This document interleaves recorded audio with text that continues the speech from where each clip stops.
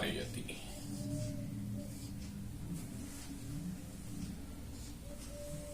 ठीक है ना। कृषक यानी किसान, यव्य होता है जो का ढेर, अनाज होता है जो, तो उसे यव कहते हैं। यव्य यानी जो के ढेर से क्या करता है, गांव गांव गांव यानी गाय को, वार्यति यानी हटाना। हटाने का मतलब क्या होता है, दूर करने अर्थ में हो गया। तो यहां यव्य में हो गई आपकी विभक्ति, कौन सी, पंचमी। और कारणम पूछेगा तो क्या लिखना है, वारणा योगी। ठीक है ना। किसके योग में, वारणा के योग में, यानी वारणा अर्थ धातु के योग में यहां पर जो है वो पंचमी विभक्ति का प्रयोग हुआ है। अगला जो अपना नियम है वो है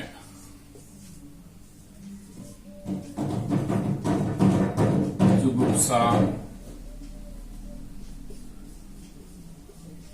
विराम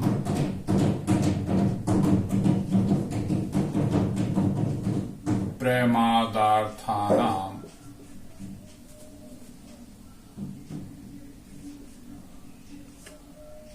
उपसंख्यानम।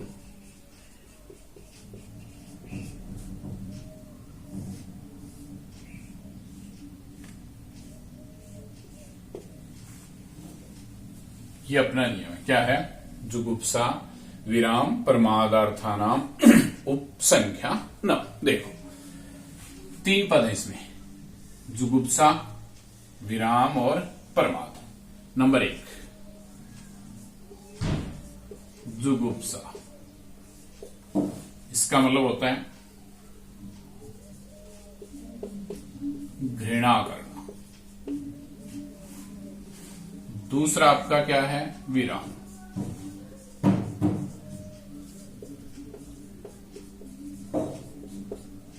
रोकना। तीसरा आपका क्या है, प्रमाद।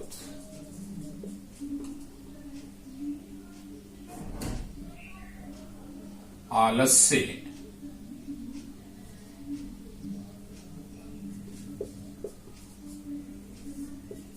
करना।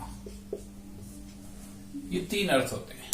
इनकी योग में हमेशा जो है वो पंचमी विभक्ति का क्या होगा, प्रयोग होगा। पहला है आपको देखो जुगुप्सा यानी घृणा करना, दूसरा है विराम यानी रोकना, तीसरा है प्रमाद यानी आलस्य करना। इनके योग में हमेशा जो है वो किसका प्रयोग हम करेंगे, पंचमी विभक्ति का। उदाहरण होता है जैसे मोहन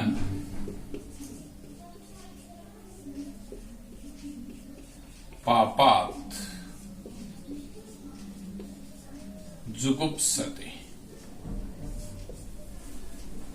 ठीक है, मोहन करता है, क्रिया है उसकी जुगुप्सते। मोहन क्या कर रहा है, मोहन है पापात जुगुप्सते। तो पापात यहां रेखांकित पद होगा, इसमें आपको बताना है, इसमें विभक्ति जो है कौन सी है, पंचमी। और कारणम क्या लिखना है आपको, ये लिखना है जुगुप्सा योगी।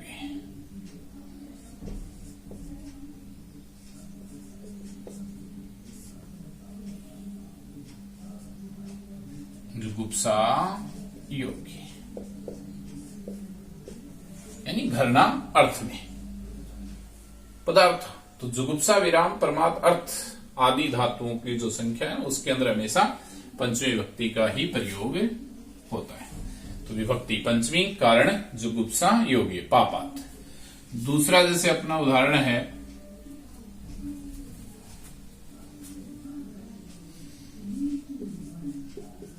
रमेश है अधर्मात् वीरमति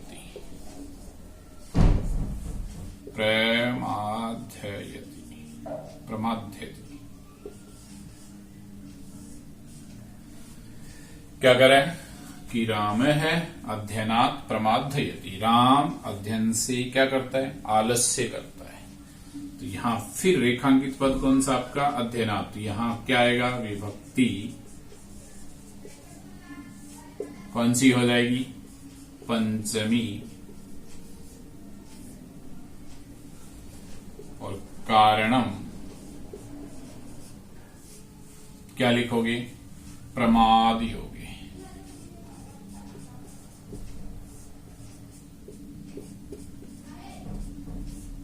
क्या लिखोगे, कारण क्या लिख दोगे, प्रमाद योगे।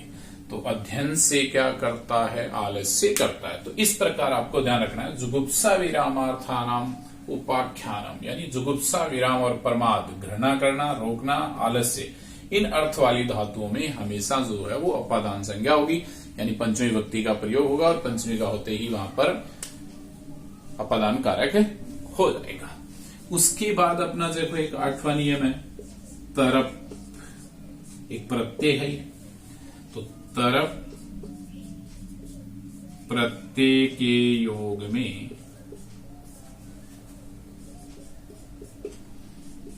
पंचमी विभक्ति का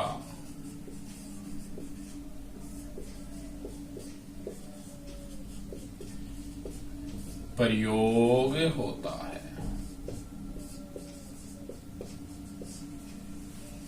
किसका प्रयोग होता है, पंचमी विभक्ति का। किसके योग में, तरप प्रत्यय के योग में। तरप प्रत्यय तुलना अर्थ में हम इसका प्रयोग करेंगे। किस अर्थ में प्रयोग करेंगे, तुलना अर्थ में, यानी तुलना करेगा दो के मध्य, वहां पर हमेशा तरप प्रत्यय होता है। जैसे उदाहरण होता है आपका,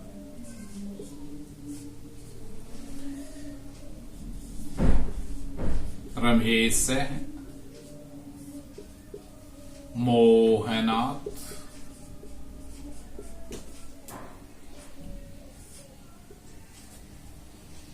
पट्टु अस्ति, पट्टुतर अस्ति। ये इस प्रकार से एग्जाम्पल होता है। देखो ये करता है, ये क्रिया है, यहां पर ये तुलना कर रहा है, तर, ये तर जुड़ा हुआ नहीं, ये रहा, किससे, मोहन से। किसकी, रमेश की। तो रमेश मोहन से क्या है, पटु यानी चतुर है। तो मोहनात् और रमेश के मध्य तुलना कर रहा है, तरफ प्रत्यय। तो यहां विभक्ति जो है मोहनात् में कौन सी आई, पंचमी। और कारणम क्या लिखना है आपको, क्या लिखना है, तरफ प्रत्यय योगी।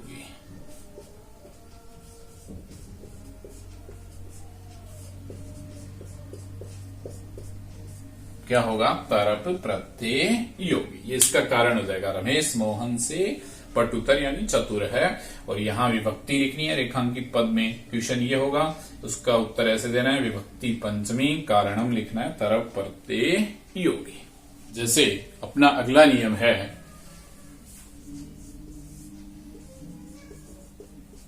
जब कर्ता जिससे अदर्शन यानी छिपना चाहता है,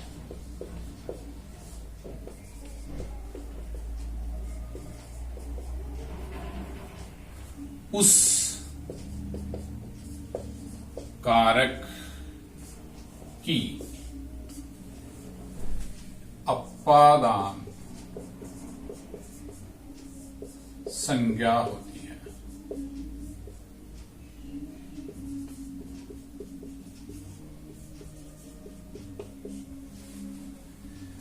अपादान में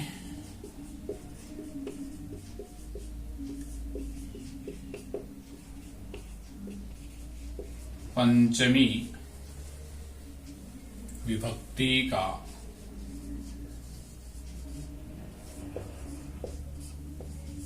प्रयोग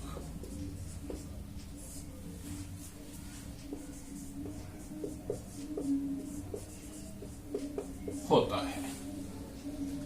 कह रहा देखो कि जब कर्ता जिससे अदर्शन, अदर्शन का मतलब अदृश्य होता है, या छिपता है, छिपना चाहता है, उस कारक की, जिससे वो छुप रहा है ना, उस कारक की क्या होती है? अपादान संज्ञा होती है। और अपादान संज्ञा में क्या होगा? पंचमी विभक्ति। जैसे देखो, उदाहरण अपना होता है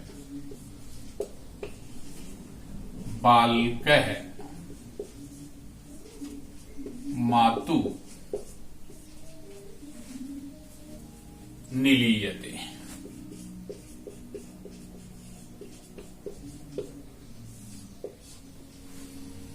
क्या कह रहा देखो कि बालकः मातु निलीयते।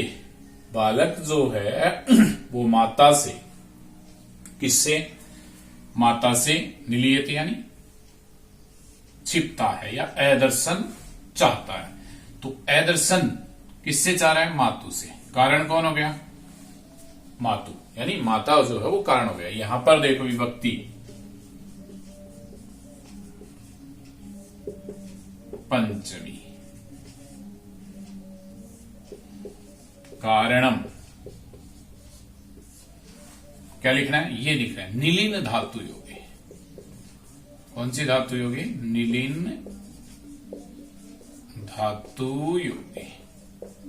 निलीन धातु से वो अदर्शन चाहता है, तो कारण में अपने को लिखना है निलीन धातु योगे। तो विभक्ति आपकी हो जाएगी पंचमी, कारणम आपको लिखना है निलीन धातु योगे। इस प्रकार से जब भी कर्ता जिससे छिपेगा या दर्शन चाहेगा, उस कारक की हमेशा अपादान संज्ञा होगी। पर अपादान में पंचमी विभक्ति का जो है वो प्रयोग होता है।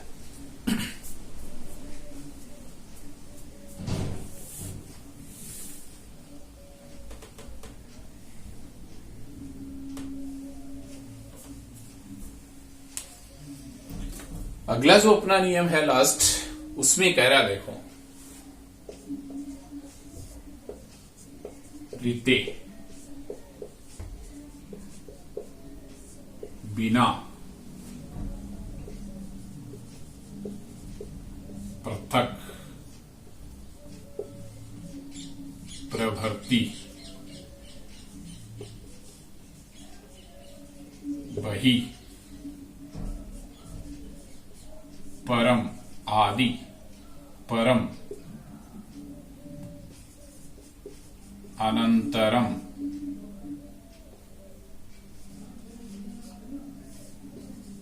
आदि शब्दों के योग में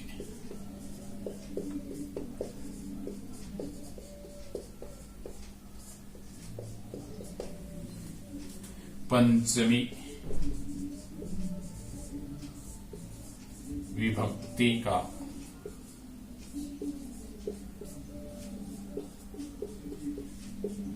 प्रयोग होता है।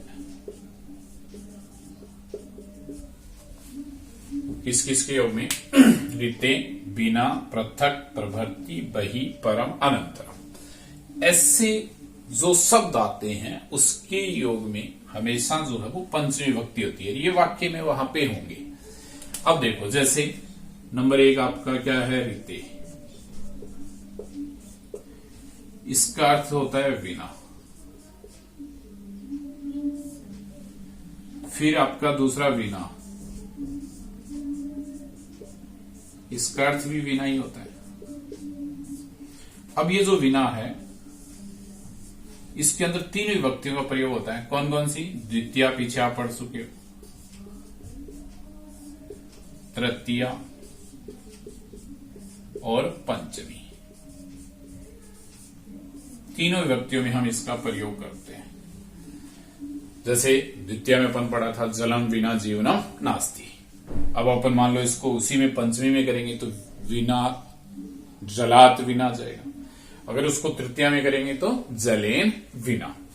तो तीनों विभक्तियों का इसमें प्रयोग होता है। उसके बाद आपका पृथक। पृथक का मतलब होता है अलग होना।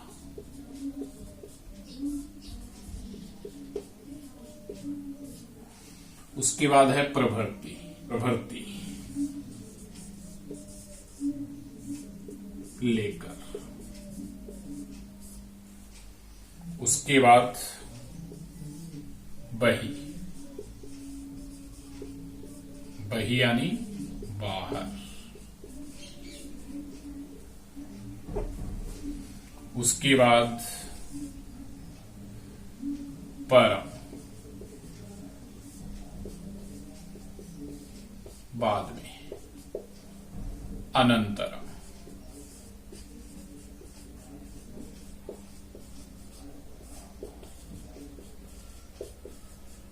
बाद में। इन शब्दों के योग में हमेशा जो है वो किसका प्रयोग होगा?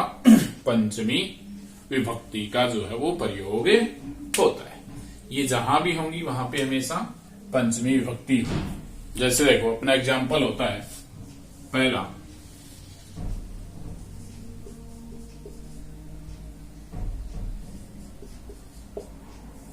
ज्ञानात् ऋते मुक्ति न भवति। तो ज्ञानात् में कौन सी विभक्ति है? पंचमी। तो विभक्ति रेखांकित पद ज्ञानात् है, आपको इसमें विभक्ति बतानी है। विभक्ति होगी पंचमी और कारणम, कारणम आपको बताना है रिक्ते योगी, रिक्ते योगी। ठीक है, तो ये जो भी अपन ने लिखे हैं वाक्य, रिते, प्रभृति, विना, पृथक, बही, परम, इसी प्रकार जैसे प्राग और भी अन्य, अनंतरम, ये शब्द जहां भी आएंगे ना हमेशा पंचमी होगी। दूसरा जैसे अपना एग्जाम्पल है छात्राः विद्यालयात्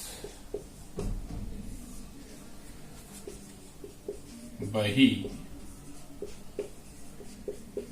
आगच्छन्ति। ठीक है, अब देखो ये बही आ गया। बही से पहले क्या आपका शब्द? विद्यालयात्। इस विद्यालयात् में विभक्ति जो है अपनी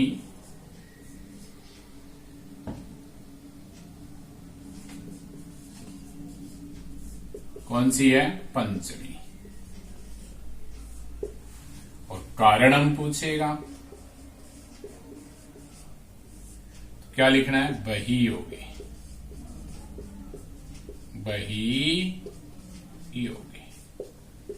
ये इसका जो है वो कारण होगा। उसी प्रकार मोहन, मोहन है रामात् पृथक भविष्यति।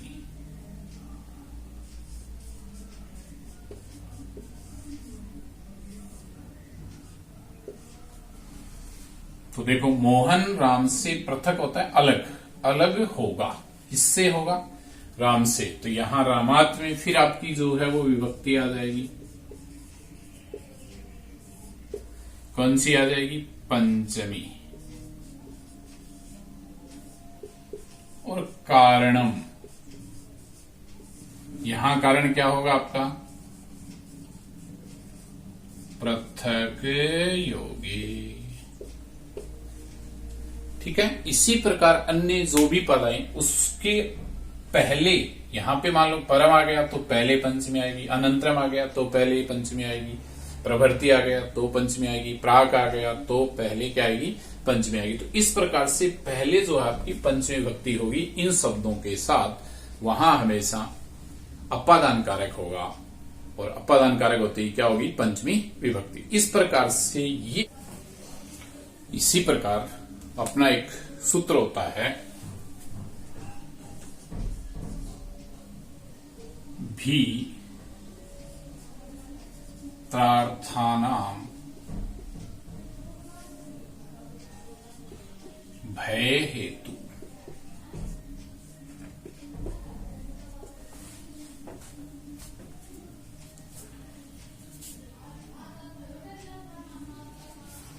क्या होता है? देखो, भीत्रार्थानाम भय,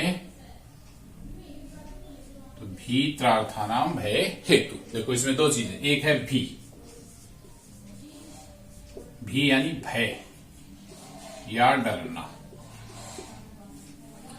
और दूसरी आपकी त्रा, त्रा यानी रक्षा करना। ये दो धातु होती हैं, एक होती है भी यानी भय यानी डरना, और दूसरी होती है त्रा यानी रक्षा या रक्ष धातु भी अपन कह सकते हैं। इन धातुओं का जो हेतु होता है, हेतु होता है कारण। हेतु हम क्या कहते हैं? कारण कहते हैं। तो इन धातुओं का जो हेतु है यानी जो कारण है, उनके अंदर हमेशा अप्पादान संज्ञा होगी। क्या होगी? अप्पादान संज्ञा। और अप्पादान संज्ञा में किसका प्रयोग होगा? पंचमी विभक्ति का। जैसे देखो, कह रहे हैं भी त्रा अर्थ वाली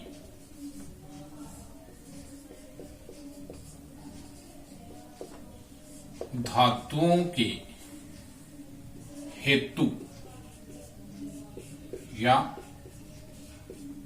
कारण की अप्पादान संज्ञा होती है।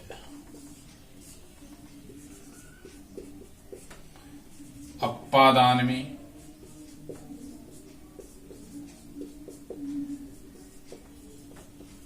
पंचमी विभक्ति का प्रयोग होता है। किसका प्रयोग होता है? पंचमी विभक्ति का जो है वो प्रयोग होता है। उदाहरण होता है, जैसे देखो, कह रहा है बालकः सिंहात विभेति। ठीक है।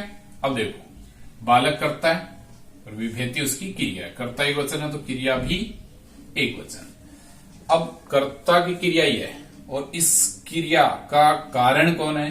सिंह है, यानी हेतु क्या है? सिंह। तो इसमें पूछेगा रेखांकित पद में विभक्ति बतानी है आपको, तो विभक्ति कौन सी हो जाएगी? पंचमी। और कारणम क्या लिखेंगे? क्या लिखेंगे कारणम में? भी धातु योगे। धातु योगे, ये अपन उसमें कारण लिखेंगे पहला। दूसरा, जैसे आपका एग्जाम्पल होता है नृप है चोरात त्रायते या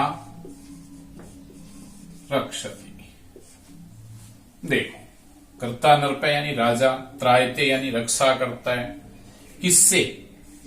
चोर से। तो रेखांकित पद कौन हो गया? कारण ये है ना उसका। तो इस चोरात में आपकी विभक्ति जो है कौन सी हुई? पंचमी। और कारणम, कारण में क्या लिखोगे? त्रा या रक्ष धातु योगी।